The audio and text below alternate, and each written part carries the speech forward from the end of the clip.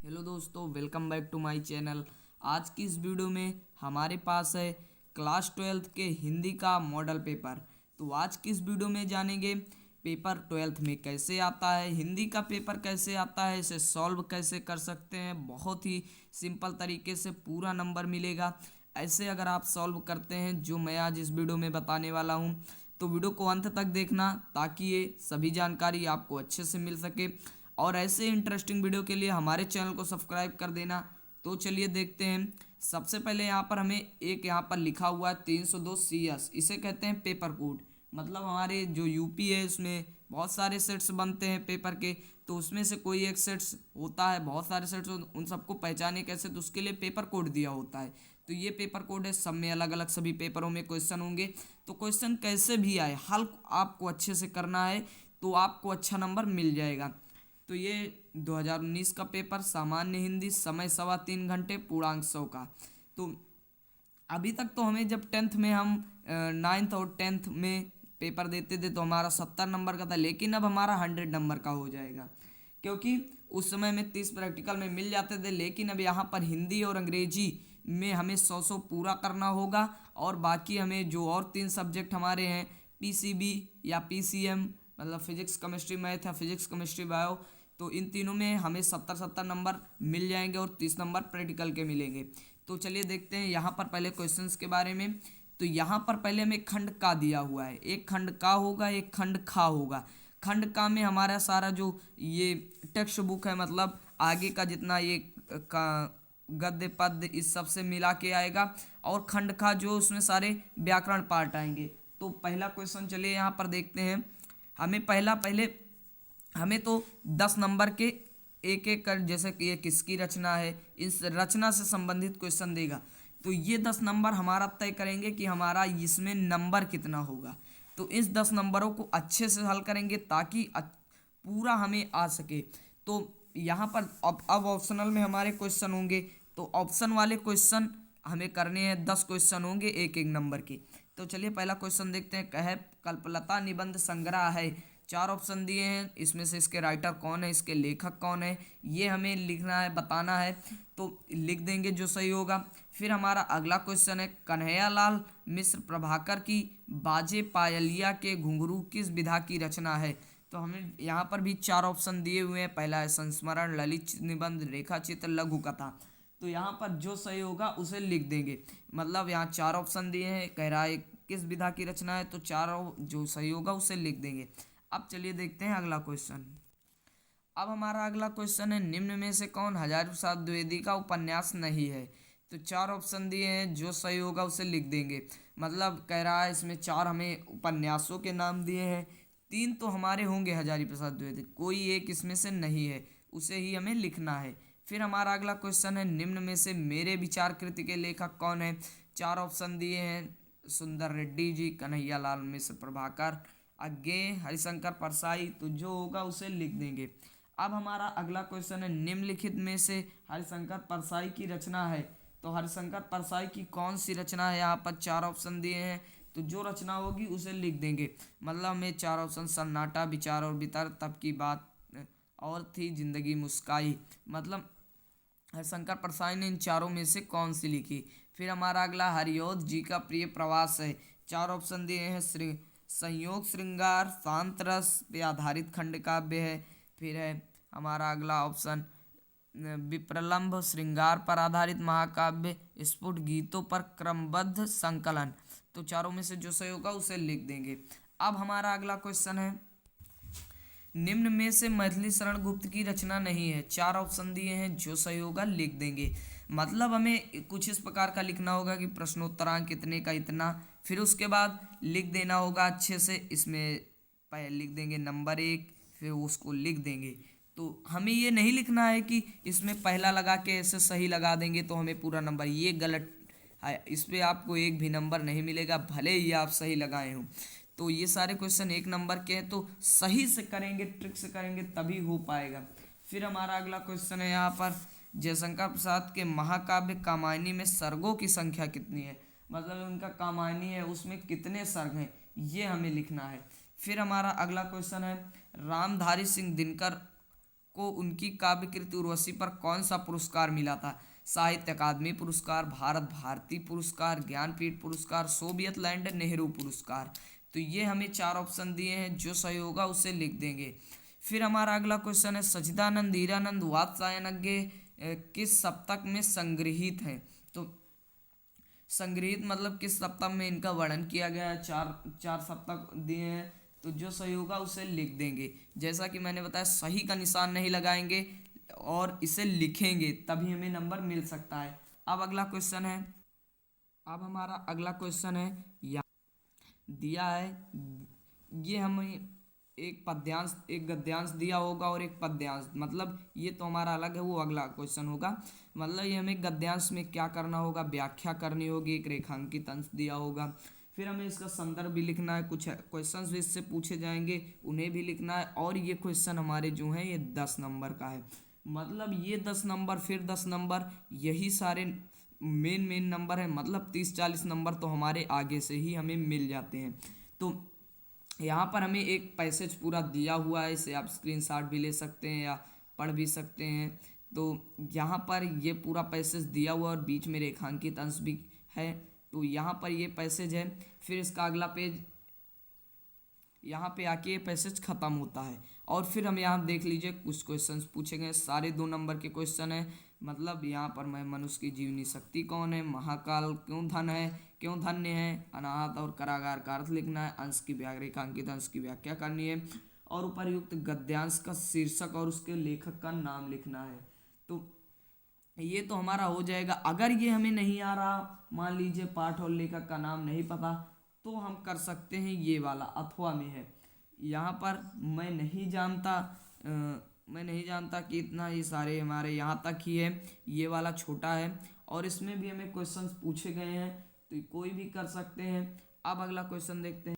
ये वाला जो क्वेश्चन है अभी उसी में का हमारा चल रहा है, जो अथवा में था। यहाँ पर भी लेखक का नाम लिखना है, शीर्षक लिखना है, शीर्षक मतलब पाठ का नाम।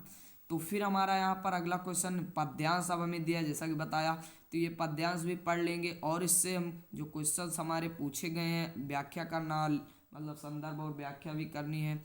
या अथवा में भी हमें दिया हुआ है एक, ये वाला जो है हमारा, मर्त्य मानव की विजय का तूर्य है मैं, ये वाला जो है यहाँ तक दिया हुआ, इसका भी हमें करना। अगर वो नहीं आ रहा तो ये कर सकते, ये नहीं आ रहा तो वो कर सकते हैं। तो जो आपको आ रहा हो, अच्छे से आ रहा हो, मतलब अब ये नहीं कि इसमें का हमें पाठ का नाम पता, उसमें का लेखक पता है, तो ऐसा नहीं करेंगे, नहीं तो आपका नंबर कट सकता है। तो यहाँ पर फिर कर देंगे, ये 5 क्वेश्चन हमारे हो जाएंगे। अब हमें फिर आ जाएगा जीवन परिचय लिखने को, 3 हमें दिए हुए हैं, तीनों में से हमें किसी एक का करना है। अधिकतम शब्द सीमा 80 शब्द, मतलब एक पेज हमें लिखना है। क्या क्या लिखना है, निम्न में किसी साहित्यिक परिचय देते हुए उनकी कृतियों का उल्लेख कीजिए। सबसे पहले क्या करेंगे, एक बगल में ऐसे बॉक्स बनाएंगे, परिचय दृष्टि में मेन जन्म मृत्यु पिता का नाम और प्रमुख कृतियाँ, एक कृति लिख देंगे। उसके बाद फिर क्या करना होगा, लिखा जीवन परिचय हेडिंग डालना होगा, थोड़ा सा लिखना होगा, 4 लाइन जीवन परिचय के बारे में। फिर उसके बाद उसे छोड़ देना, साहित्यिक परिचय थोड़ा सा लिखना होगा, फिर उसे छोड़ कृतियों, उनकी कृतियों का उल्लेख कीजिए, मतलब हमें उसकी सभी कृतियाँ हैं, फिर कृतियाँ हेडिंग डालेंगे, जितना हमें पता होगा 4, 5, 10, 15, 20, तो उसे लिख देंगे। तो यहाँ पर हमें पूरा नंबर मिल जाएगा। और इसे ज़्यादा से ज़्यादा एक पेज ही लिखिए, अगर बहुत ज़्यादा आपको नहीं आ रहा है एक पेज में, तो 2 पेज 1.5 पेज चल सकता है, तभी, नहीं तो नंबर तो आपको उतना ही मिलना है, 4 नंबर ही मिलना है, तो ज़्यादा लिखने से क्या फ़ायदा, टाइम वेस्ट होगा। तो तीनों में से जो करना होगा कर लेंगे। अब बात करते हैं अगले क्वेश्चन की। अभी जो मैंने इसके पहले क्वेश्चन बताया जीवन परिचय, वो हमारा गद्यांश का था। अब हमारा गद्यांश मतलब हमें आगे कहानियाँ पढ़नी है इन सब के बारे में। अब जो कविता पढ़नी है उससे हमें जीवन परिचय दिया हुआ है, 3 का दिया है। तो इसमें जयशंकर प्रसाद, महादेव वर्मा, ये 2 बहुत इंपॉर्टेंट है, क्योंकि ये इन दोनों के आने के बहुत ज़्यादा चांसेस होते हैं। तो इसका भी हमें उसी कृतियाँ लिखनी है, साहित्यिक परिचय ठीक उसी प्रकार लिखेंगे जैसा बताया अभी। 80 शब्द मतलब 1 से 1.5 पेज, फिर इन तीनों में से जो करना होगा कर लेंगे, तो ज़्यादा लंबा नहीं ले जाएंगे। तो अब चलिए अगला क्वेश्चन देखते हैं। अब हमें है हमारा अगला, ध्रुव यात्रा अथवा बहादुर कहानी का सारांश लिखिए, अधिकतम शब्द सीमा 80 शब्द, 4 नंबर का क्वेश्चन है, मतलब कम से कम आधा पेज तो लिखेंगे ही। तो आधा पेज से ज़्यादा लिखेंगे या एक पेज भी लिख सकते हैं। एक पेज तो लिखिए तो आपको 4 नंबर मिल जाएंगे, नहीं नंबर कटने के चांसेस बढ़ जाते हैं। तो ध्रुव यात्रा बहादुर 2 है, इसका हमें कहानी का सारांश लिखना है, नहीं आ रहा तो अगली कहानी जो है पंचलाइट लाठी, इसका हमें उद्देश्य सिर्फ लिखना है, तो सिर्फ उद्देश्य से लिखेंगे बस, इसका सारांश नहीं लिखेंगे। तो फिर हमारा अगला क्वेश्चन है स्वपठित नाटक के आधार पर निम्नलिखित प्रश्नों के किसी एक का उत्तर दीजिए। एक हमें चरित्र चित्रण करने को आएगा। तो यहाँ पर आया हुआ है कुहासा और किरण वाला। तो जो 11 12 में ये दोनों सेम ही होते हैं। और यहाँ पर आया हुआ है इसके तीसरे अंक की कथा वस्तु का उल्लेख करना है। तो दोनों में से जो हमें आ रहा हो उसे करेंगे, कोई एक ही करेंगे, 4 नंबर का कम से कम एक पेज तो करेंगे। अब चलिए अगला क्वेश्चन देखें, क्योंकि यहाँ पर बहुत सारे दिए होंगे तो इससे मत घबराइएगा कि आपको सब करना है। जो आपके जिले में पढ़ना हो तो सब, जो अगर किताब उठा के देखेंगे तो पाठ के ऊपर किस जिले में कौन सा पढ़ना है लिखा हुआ है पहले से ही। तो यहाँ पर बहुत सारे दिए हुए हैं, तो जो करना होगा उसे कर लेंगे। देख सकते हैं और भी हमें यहाँ पर दिया हुआ है, तो कोई भी कर सकते हैं यहाँ पर भी। फिर है स्वपठित खंड का किसी एक खंड के प्रश्न का उत्तर दीजिए, अधिकतम शब्द सीमा 80 शब्द। यहाँ पर हमें दिया है मुक्ति यज्ञ खंड काव्य के, ये भी जो हमारा होगा उसी को लिखेंगे। फिर अगला क्वेश्चन चलिए देखते हैं। अब खंड खा आ गया। खंड खा में संस्कृत वाला मतलब संस्कृत वाला, और उधर हमारा उससे सबसे पूछा जाएगा। तो दिए गए संस्कृत गद्यांशों में से किसी एक का संदर्भ हिंदी में अनुवाद करना है। 7 नंबर का क्वेश्चन है। 2 हमें संदर्भ मिलेंगे, 5 हमें हिंदी अनुवाद पे मिलेंगे। तो यहाँ पर ये दिया हुआ है, स्क्रीनशॉट भी ले सकते हैं। और फिर या अथवा में भी दिया हुआ है, अथवा में अगर वो नहीं आ रहा तो ये कर सकते हैं। अब चलिए देखते हैं। अब ये तो हमारा था पद्यांश गद्यांश का, अब हमें श्लोक देगा। यहाँ पर अब हमें इसी प्रकार एक श्लोक भी दिया हुआ है, श्लोक भी कर सकते हैं, कुछ भी कर सकते हैं जो हमें दोनों में से आ रहा हो। संदर्भ और हिंदी अनुवाद करना है तो कोई भी कर सकते हैं। या फिर हमें दिया हुआ है, अब अगला क्वेश्चन है मुहावरा लिखना है, 3 का दिया हुआ है, 1 करना है। तो हमें अर्थ लिखना है और वाक्य प्रयोग करना। अर्थ पे 1 नंबर मिलेगा, वाक्य प्रयोग पे 1 नंबर मिलेगा, तो दोनों का टोटल 2 नंबर हो जाएगा। तो 4 दिए हैं, चारों में से जो मन हो कर सकते हैं। अब हमारा अगला क्वेश्चन है क्वेश्चन नंबर 11। निम्नलिखित शब्दों में से संधि विच्छेद के सही विकल्प का चयन कीजिए। अब हमें संधि जो आएगी वो विकल्प में दिया होगा, तो यहाँ पर कर सकते हैं ABCD, जो सही होगा कविश्वरा का उसे लिख देंगे। अब इसी प्रकार हमें 2 और दिए होंगे, ये हमें दिया हुआ है अगला, और ये एक और दिया है, 1 नंबर के हैं, 3 नंबर की संधि हो गई। अब इसी प्रकार हमें दिया हुआ किसी एक विभक्ति और वचन लिखना ऑप्शन में है, कर सकते हैं, बहुविकल्पीय है। फिर यहाँ पर एक और दिया है कि शब्द की विभक्ति और वचन भी लिखना है, कर सकते हैं। आधा आधा नंबर में मिलेगा, विभक्ति पे आधा, वचन पे आधा। टोटल 1 नंबर का है, 2 नंबर के दोनों क्वेश्चन है। अब अगला क्वेश्चन देखते हैं। यहाँ पर अगला क्वेश्चन है निम्नलिखित शब्दों में से किन्हीं 2 शब्दों के युग्म के शब्द युग्म में अंतर लिखे। तो हमें यहाँ पर उच्चारण तो सेम होगा लेकिन अर्थ अलग होंगे, तो उन्हीं को हमें लिखना है। यहाँ पर दिया हुआ है तो जो आ रहा होगा उसे कर लेंगे। 2 का करना है तो यहाँ पर हमें 2 नंबर मिलेंगे, 1 नंबर। तो फिर हमारा अगला क्वेश्चन है इसी प्रकार।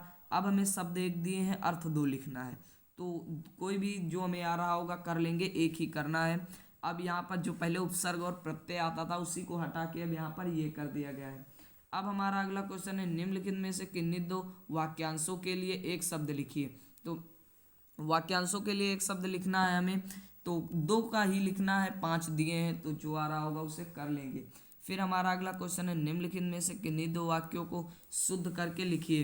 तो यहाँ पर 4 वाक्य दिए हैं, इसमें से गलत है चारों वाक्य, कुछ ना कुछ त्रुटि है व्याकरण की दृष्टि से, तो उसे ही हमें सही करना है, और यहाँ पर हमें 2 ही करने हैं। अब चलिए अगला क्वेश्चन देखते हैं।